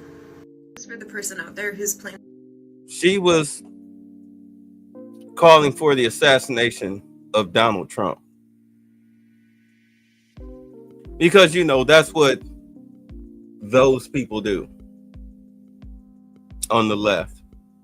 Very psychotic, very unstable. And yes, she is under investigation. They did yank her and talk to her because you don't make threats. And the thing about it is that we sit up here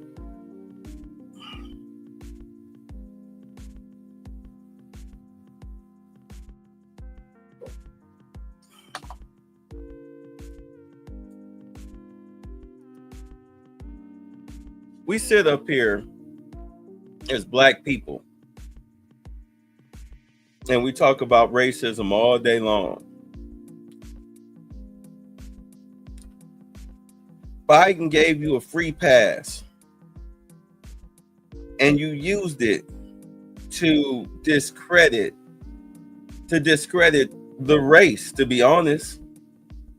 I mean, look at what's going on in Dalton. Look at Letitia James. Look at Joy Reid. Look at Sonny Holston. Look at Jasmine Crockett. Look at Ilhan Omar. Look at Alyssa Presley, whatever her name is, the Star Trek villain chick. I mean, look at the people, Angela Rye, I guess.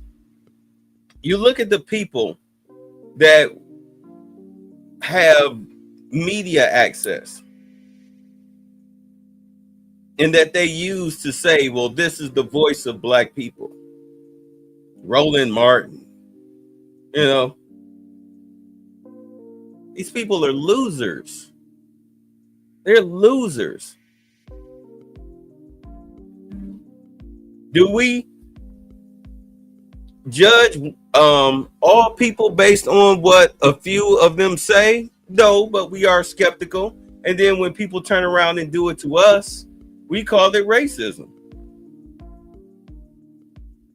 I mean, the funny part about Joy Reid being fired is that you had thousands upon thousands of Black people celebrating her being fired, calling her a racist. An idiot at that, an idiot and a racist. Like, I mean, when that happens, you know you screwing up. You know you wrong.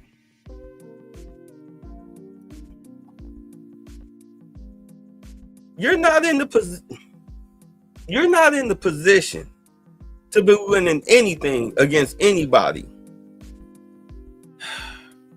You're not in the position to be talking crazy. You just not, because you don't control anything. The only thing you can control right now is your mouth.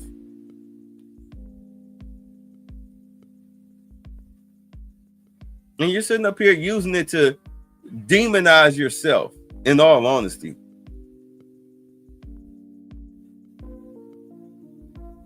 Oh, there it is. I was looking for this. I think people with trunk derangement syndrome know they have it. You're an idiot. And second question, did you steal Trump's haircut or did he steal yours? Cultural appropriation haircut right there. Beware of Black women wearing blonde weave talking about racism. Those are some of the most confused people I've ever seen in my life. Let's move on to the next video. The Trump administration now proposing fines and possibly prison time for immigrants who fail to register with the Department of Homeland Security. The administration would give people the chance to join the registry through an online form. It would apply to people 14 years of age and older. So let's talk about the legality of this proposed rule. Our 9 News legal analyst Whitney Traylor joins us now. And first, you were just telling us this is something that actually has tried to get on the books several times in American history in the 20th century. Yeah, that's right. It's actually part of the Immigration and Nationality Act of 1952. So it's been on the books, but the question is, will it actually be used? And Can y'all hear that? Can y'all hear that? Can y'all hear them talking? This sounds really low on my end. If y'all can hear them, press 1. Anybody, just press 1 if y'all can hear them. So that way I can go ahead and keep playing it. Because I really do want to get to this. Matter of fact, I don't even feel like hearing Jasmine Crockett's voice tonight. But let me know if y'all can hear this. How will it actually be enforced? And so it dates back to even 1940, the Alien Registration Act, right before the U.S. got into World War II. So this does exist or didn't exist, but was proposed back then? No, it did exist, and it's just been rarely used. And so using a registry, the 1940 example was the time that we used it in somewhat recent history. And then again, George Bush, he had the National Security Entry-Exit Registration, which was focused on 24 different Muslim countries and North Korea. And so folks were required to be tracked on that, and I think 83,000 people actually registered at that time, and 13,000 actually started in the deportation process. I was going to ask you if it's legal, but apparently it's legal. It's on the books. It's been challenged, I imagine, but has stayed. It's been challenged, but the question is, so it may be legal on its face in the sense of, yes, we can have this registry, but the question That can't be right. how will it then be used? So is this going to be part of an expedited removal process? Is it going to take out your Fourth Amendment, unreasonable search and seizure process and your Fifth Amendment due process? So the implementation of it is where I have a question. And based on this administration's executive orders and what they've been trying to do with regard to immigration and these mass deportations, I suspect it's going to be really unlawfully used and it will be challenged. The problem is folks will already be deported by the time that process works its way through. You brought up enforcement. Yeah. I mean, and being just registering, you know, do people want to register for something like this? And if they do register, and then if they try to enforce it, what kind of penalty would somebody face if they don't have proper documentation? Yeah, and your first question, I'll answer first. I don't think people will want to sign up because this is for folks who are undocumented, and so no, it's basically saying, hey folks, if you came in the country without proper documentation, we want you to give us all your information and sign up. So I don't think folks will want to do that. Now, with respect to the fines, they can be fined, I think, up to $1,000 and 6 months in jail just for failing to be on the register. So, and I think the idea behind that is that they don't sign it.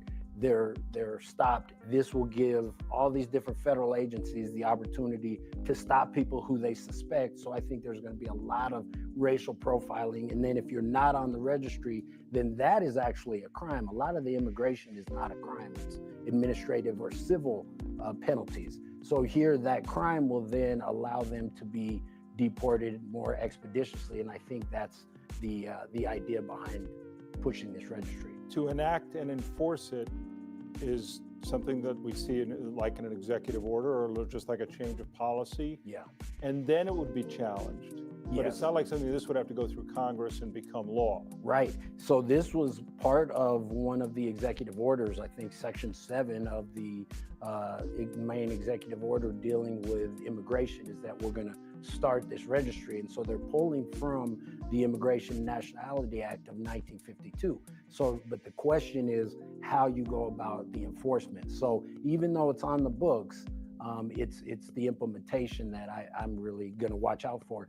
And as most things, there has to be an actual harm before it's challenged. So we're going to see this challenged. But again, with these deportation and these expedited removals, a lot of times folks aren't even getting before an immigration judge before they're deported. Before they're already gone. Exactly. Or they're being sent somewhere. Yes. Okay, Thanks. well, that's a lot to think about too. I appreciate y'all. Yeah, and I'm just so curious as to the register. I mean, people are scared already. Sorry, okay, screw up, because this is practically over. But it looks like something is going on with Ilhan Omar. That's why if you look, I'm sitting up here, you see, I'm like, that can't be right. I'm going through the stories. Because, Ilhan Omar has been running her mouth real reckless, and of course, remember I did the story where they were talking about possibly deporting her, like revoking her citizenship and deporting her. That looked like that might actually come to pass. Let's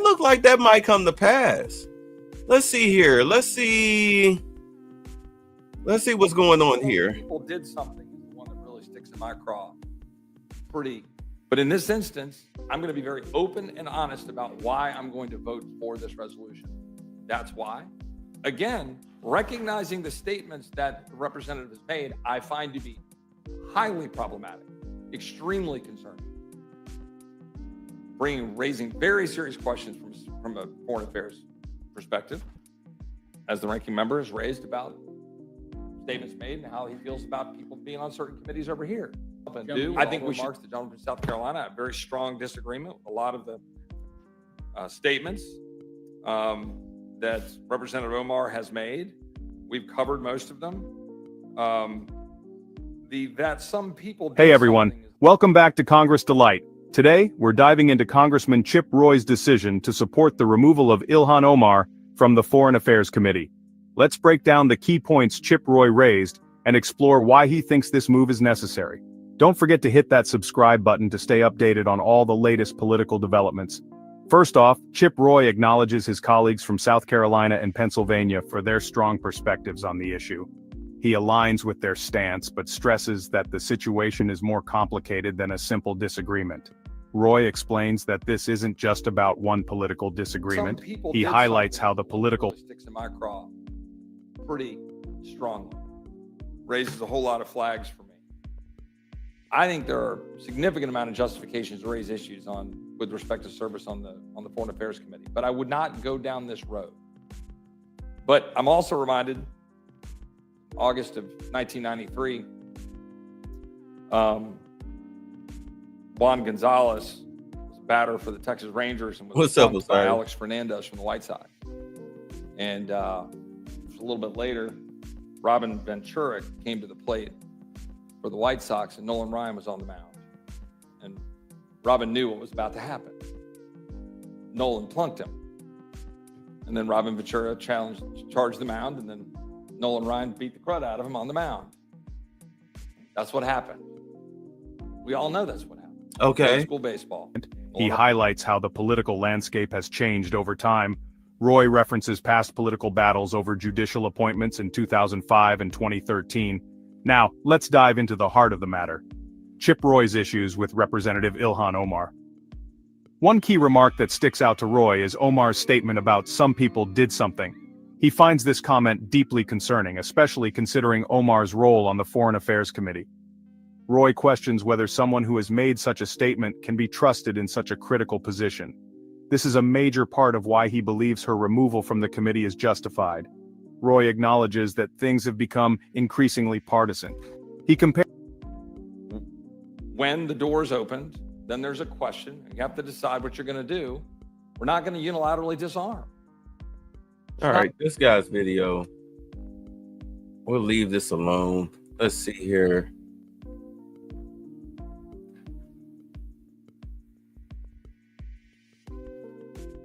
We'll figure this out because it's getting late. Let's see. We've seen that 1,000 times.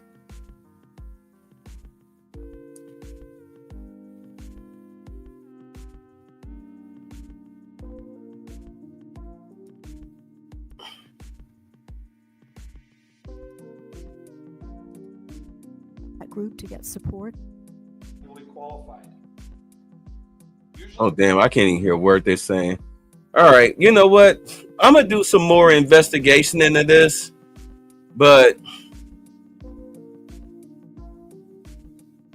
as you can see, like this woman, she is, because she said a lot of anti-American things, even like she lately called Trump supporters idiots and everything.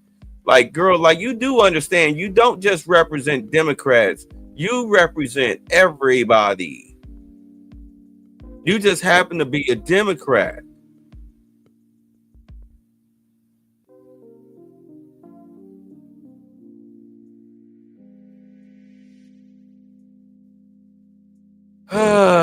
What did she say? Let's see.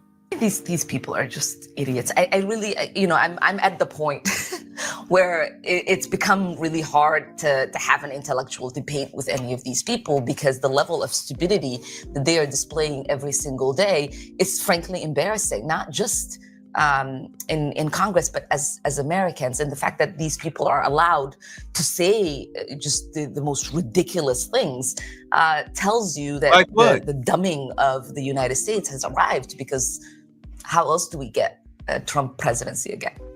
This is the chick who said that she's Somalian first. She said she was Somalian first. Let's see what she had to say. Gentlelady from Minnesota is recognized for 2 minutes.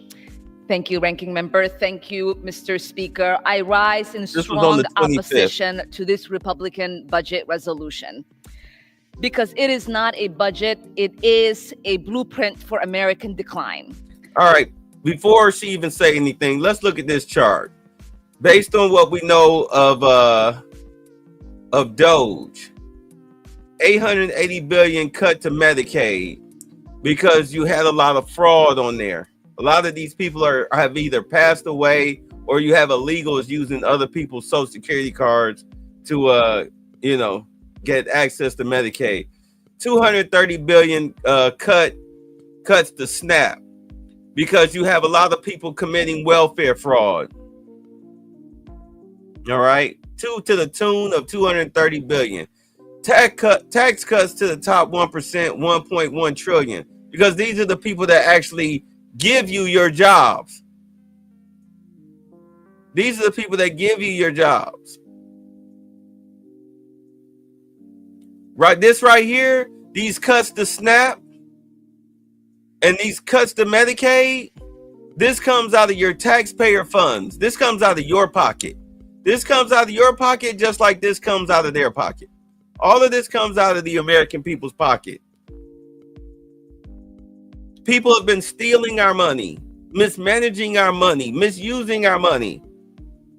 So let's hear what her argument is, because we're stupid Americans. This Somalian chick is calling us stupid Americans. Go back to your mud hut. Let's be clear.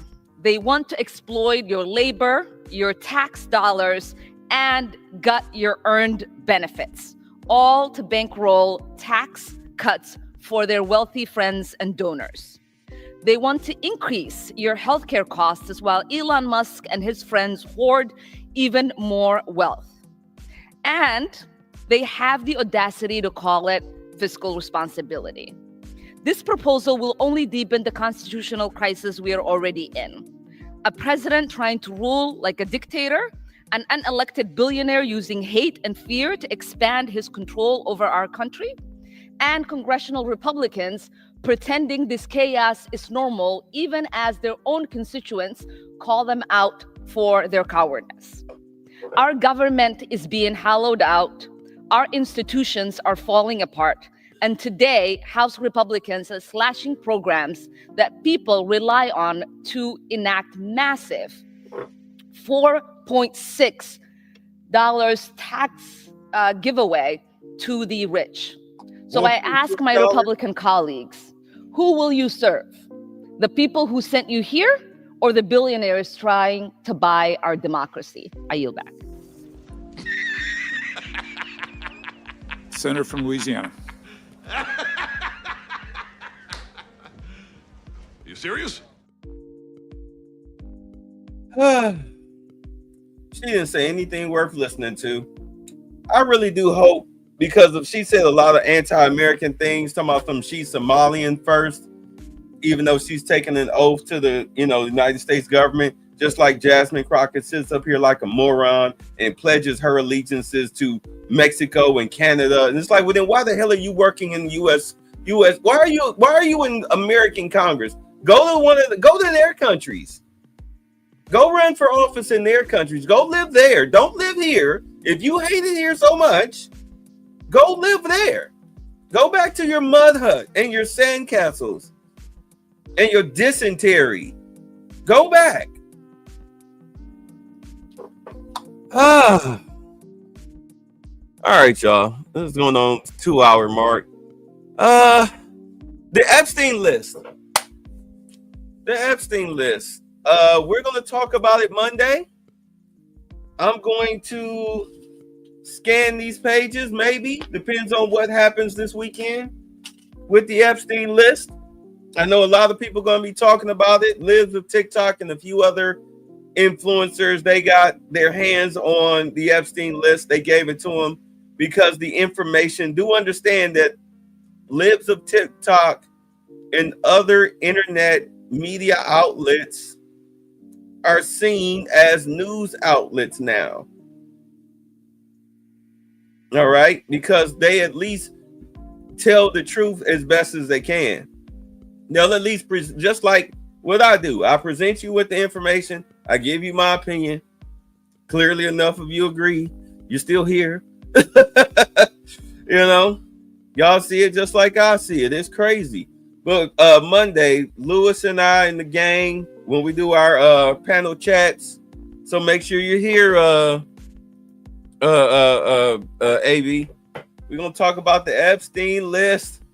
We're gonna watch people running, falling. Here's my prediction concerning it.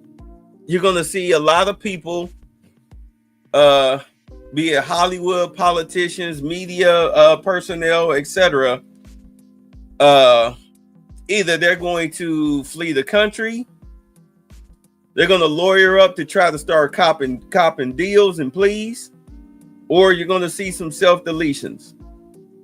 All right. When Diddy got arrested, old girl Ellen got the hell up out of here.